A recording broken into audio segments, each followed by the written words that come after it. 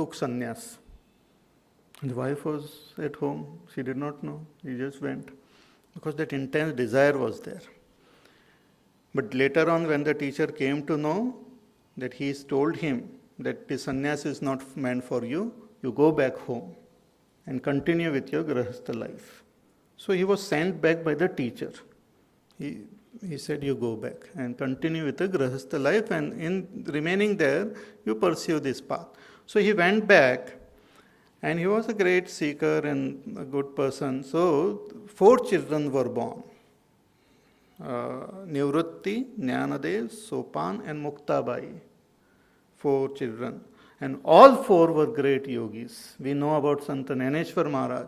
But Nivrutti was his teacher. He considered his elder brother Nivrutti Nath his teacher. He was a great yogi, directly from the lineage of Gorakhnath and all. He gave Diksha to Sant Jnaneshwar Maharaj. Then Sopan Dev, he was also a great yogi. And Muktabai, she was a great yogi.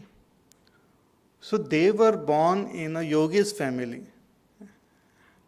Bhagavan says this is a most beautiful thing. To be born in a yogi's family or a rishi's family is one of the most beautiful things. But Bhagavan says this type of janma is very rare. Etad hi durlabhataram. It is very rare. It's not very easy. It's very rare to be born in a yogi's family. More we see the first type of variety where people they fail in their attaining their goal and might be born in a rich family and they continue with their journey. But to be born in a yogi's family is very rare. Rare because such a yogi family is very rare. That is one thing. And rare because a person having intense vairagya and then not reaching the goal and again coming back is also very rare. So such a person is then, we see in the life of many people, they are born with a high level of spiritual growth. They are born in a yogi's family, but they are very high in their spiritual growth. So Bhagavan says such birth is very rare. Etad hi durlabha taram. Superlative degree he saying. Not, it's most rare, rarest. So durlabha taram loke janma yadidrisham. This type of janma is very rare, but it's most fascinating. So the person yogi is born. But after birth, what happens? You just told me that he is born again. But what, he has to start from scratch? What happens to all the sadhana which he has done? What happens to the person who is born in this yogi's family? What happens to him? Further, Bhagavan says in the next verse, Tatra tam buddhi sanyogam labhate paurvadehikam yatate cha tato bhuyah samsiddhau kuru nandana tatra tam buddhi sanyogam yatate cha tato bhuyah samsiddhau kuru. Tatra, in this yogi's family, when this person is born, yoga bhrashta is born, as a child, he might not remember the past and all, but as he grows, he comes in contact with the knowledge which he had in his previous life. Buddhi sanyogam labhate. See, in the initial stages, it takes time for the body, for the mind, for the intellect to develop. A child is born, is not born with a full-fledged mind and intellect completely developed. Slowly and steadily, the body grows and becomes strong and the mind and intellect get developed. But once he comes to a particular age, he automatically comes in contact with the knowledge which he had in his previous birth. Just knows, just remember, just understands. Sometimes a person wonders also, how I know this? Certain things you put forth lot of effort, you don't understand. Certain things you just read or just listen once and you just understand it. Because one has studied, one has contemplated on the same subject in his previous birth. So buddhi sanyogam labhate. And he doesn't have to, this person doesn't have to go very far. His own father, his own mother gives him the knowledge. Or he gets connected with a master very easily, right from, because the parents are in this path, so he gets connected to the right type of master very easily. So tatra tam buddhi sanyogam labhate. He just gets connected with his previous knowledge. The whole knowledge gets downloaded. Yes, we talk in the computer language. So this person just carries his pen drive or whatever of his previous life. So buddhi sanyogam labhate paurvadehikam. Therefore we find like great masters like even Shankaracharya, Adi Shankaracharya. At the age of 8, he left home and took sannyas, and he was a great master. He has written commentaries on this Bhagavad Gita, Upanishads and other scriptures and all, at a tender age. Great master. So this knowledge did not come, or this state of his realization did not happen just like that, but it is the continuation from where he left in his past life. So tatratam buddhi sanyogam labhate paurvadehikam. See, in our childhood also, if we have learned something, let us say one learns to ride a cycle. Later on, you might not have practiced for a long time, but when you pick it up very fast, immediately. Similarly, the knowledge which we had acquired, the right understanding. See, knowledge is something which doesn't remain on the body only. It goes deep within and it becomes part of our conviction. And we carry our conviction from one lifetime to another lifetime. What we have to acquire is right type of convictions. Not thoughts, not sayings and all. Those will be lost. People keep on writing or this and that, some sayings and all. That might get lost. But what are you convinced about? That will be carried. Conviction goes deeper within, and when we are born with those convictions. So we should try to cultivate good, proper convictions in life. Other things don't matter. So tatratam buddhi sanyogam labhate paurvadehikam, and once he gains that knowledge, this young child, what does he do? Yatate cha tato bhuyaha. He just put forth more effort than he had put forth in the last birth. Abhyas, he just continues with this abhyas. He develops that intense thirst for abhyas, for practice. And he put forth more effort to reach the goal. He Kuru Nandana. O Arjuna, he puts, and at times, and he attains that goal, or even if he doesn't attain in that next step, again he continues in this way only till he reaches the goal. So this is the path of those who have good vairagya, but their abhyas is not complete, so they keep on following this path till they reach the goal. So this is about those who are born in a yogi's family. Now what about those who are born in a rich family, who lack vairagya? What about them? Bhagavan says about them in the next verse, he says, Purvabhyasena te naiva Vriyate hyavashopi saha Jidnyasurapi yogasya Shabda brahmati vartate Purvabhyasena te naiva Vriyate hyavashopi saha Jitnyasurapi yogasya Shabda Brahmati Vartate. So those who are doing abhyas sincerely in their past life, but then they died and they are born again, then what happens? That abhyas which they have done doesn't get lost.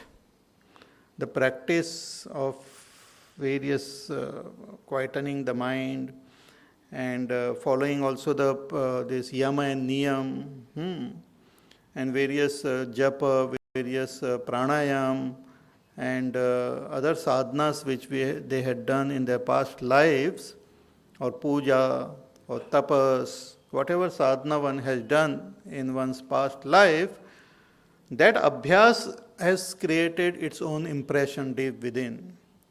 Person is born in that rich family and fulfills whatever desires might be there in his mind. Like we have so many cases where great masters were born in a rich, a king's in a king family, what you call a royal family. So purva abhyasena tenaiva riyate hi avashopi saha. That purva abhyas, the force of that purva abhyas again brings that person back into this abhyas. The what abhyas he has done automatically start coming, and that person gets again into that path of abhyas. Just as if you keep on practicing, especially those who learn to sing and all, they go to the teacher and they learn and all, then they keep on practicing. Everywhere you find them singing in the bathroom, while walking, eating, they are all the time singing. Even when they are not thinking, automatically that song comes out of their mouth. Because that abhyas is so strong that it automatically comes out. As I said, our mind is made up of habit. Abhyas, when you do, it cultivates a habit. And then automatically it comes. Sometimes if you have by-hearted certain mantras and all in your childhood also, it just comes out. Once it comes out, it comes out. Sometimes you wonder, what is this I am chanting? You are chanting it, but you don't remember what you are chanting. So out of force of that abhyas, one continues. So if one has taken Bhagavan's name as abhyas, then that name has gone deep within, and in this lifetime, again it will come out and automatically that name will be chanted. Sometimes we find cases where people have taken birth elsewhere, not in India, somewhere else, where they are not in touch with the mantras or with this, but automatically those mantras start coming in their mind. They suddenly start chanting Om Namah Shivaya, Om Namah Shivaya, and they don't know what there is. Then they come to know that, oh, this is Lord Shiva. There are people who it is possible. So this, because that impression remains in our unconscious mind, it remains what we call as a vasana, positive vasana. So avashopi saha, avasho means helplessly, as though forced by the past impression, that person moves in this direction. You cannot stop that person. Many times cases are there where parents are then rich parents, good parents, and the children develop interest in spirituality. They come, Swami ji उनको समझाइए. पहले कितना अच्छा था, night club में जाता था, आजकल पता नहीं. He goes to your classes. Please समझाइए उनको. क्या समझाना? So we start worrying, what happened? And that person also sometimes wonder, all my friends are going in different, I am interested in this, I don't know why. And unless they pursue this path, they are not satisfied. The mind craves for it. See, just like a person get addicted to certain, this body also start craving. Similarly, abhyas is such, even of your past life, the mind start craving. And unless we do that abhyas, the mind will not sit at ease. So the person continues with that. and he progresses on this path in this way. So purvabhyasena tenaiva riyate he avashopi saha. And he gets all the facilities and all, being born in a very affluent family, all facilities are there, and he continues with his sadhana. And then as the mind starts becoming pure, he also develops that jidnyasa. As I said, that vairagya is not complete, that understanding is not complete, because the jidnyasa is not there. So he develops that jidnyasa also, thirst for knowledge, jidnyasuhu. And jidnyasuhu api yogasya shabda brahmati vartate. Such a person develops jidnyasa and transcends even the result shown for karma. He doesn't get interested. He is no more interested now in Swargalok or other lokas and all. And he transcends here Shabda Brahma means those result which one seeks for karma, for punya. So he transcends that desire to attain the result of karma and gets interested in spiritual knowledge. So his mind becomes more pure and he gets interested in spiritual knowledge. So jidnyasurapi yogasya shabda brahmati vartate. What does it mean? That whatever sadhana we are doing, we should sincerely, with all faith and all trust in God, we should continue on our path and He takes care of us. See, Bhagwan, it is one of said about Bhagwan is that he is karma phala data. He is not only karma phala data, but he is also the giver of the result of our sadhana also. Whether we follow the path of karma, for path of knowledge, path of dhyana, the supreme reality gives us the necessary result. So one should, with all faith and all trust, pursue this path. And this is a most beautiful thing. This is not our one lifetime journey. We have been here for many, many lifetimes. So one should keep on moving till one attains the final goal of realization. No effort put forth on this path goes waste. Every thought you have thought in this direction, every action you have performed in this direction, every sadhana you have done in this direction, every name of God you have taken, every mantra you have chanted adds to your progress. It's not wasted. It's not wasted. See, like a tree is growing, you cannot see the growth, but it is growing. It is alive. If that life was not there, the tree will perish within no time. It is alive, it is growing. We might not be able to perceive the growth, but we are growing. So, Bhagwan assures our Arjuna that don't worry, those who walk this path, there is no destruction for that person, he is born again. If he lacks vairagya, then he goes to other loka, higher loka, and then again comes back, born in a rich family, pursues his sadhana still further. If not, if he has vairagya, he is born in a yogi's family and pursues. See, being born in a yogi's family doesn't mean that our parents are yogis. Sometimes coming in contact with great Mahatmas also is like being born in their family. Coming in contact with our master, considering our master as our own parents, is like taking birth in that family also. But otherwise, being born in a yogi's family, the parents are also great seekers and great yogis. Further, Bhagavan says, one who has done this abhyas in this way, being born again, what happens to that person? He says, prayatnad yatamanastu yogi samshuddha kilvishaha aneka janma samsiddhaha tato yati parangatim prayatnad yatamanastu yogi samshuddha kilvishaha aneka janma samsiddhaha tato yati parang. So this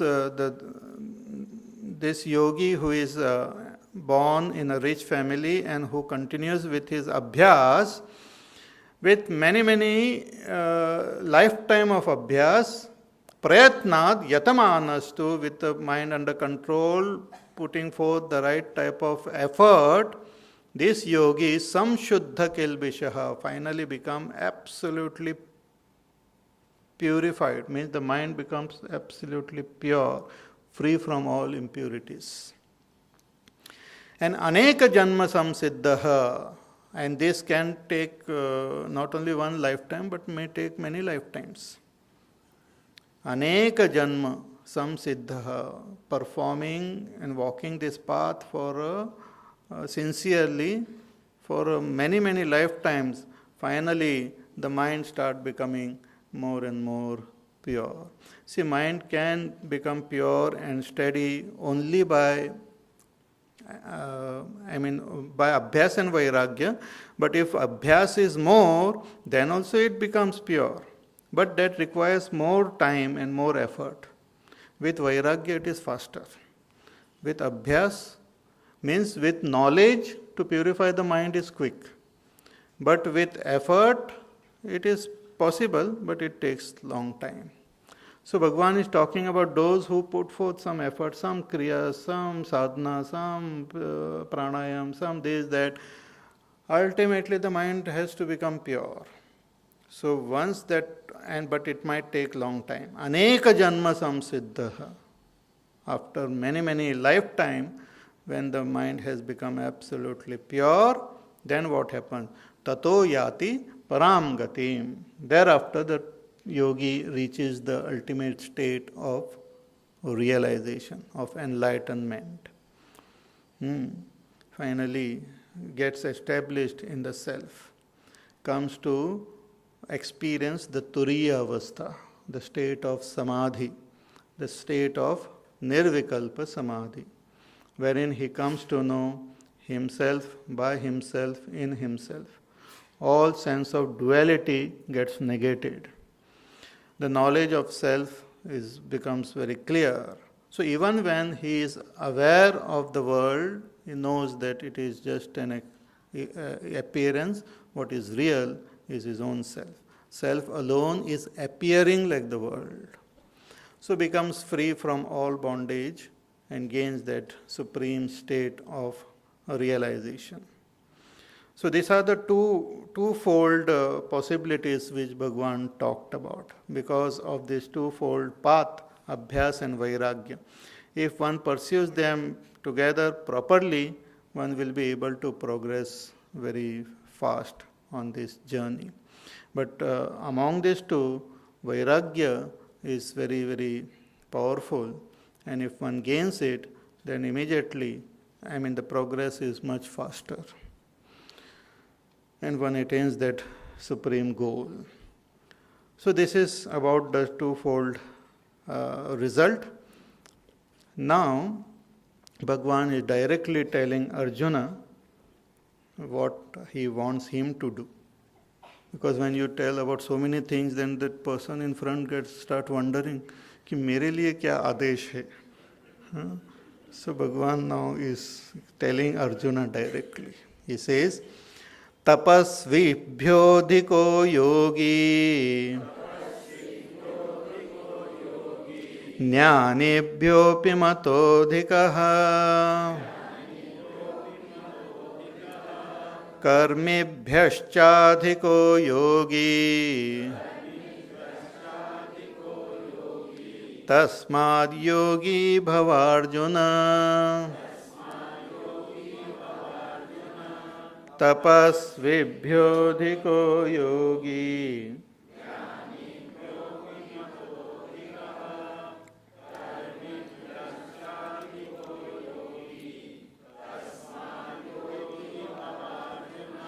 Hey Arjuna, that this yogi is greater than everyone.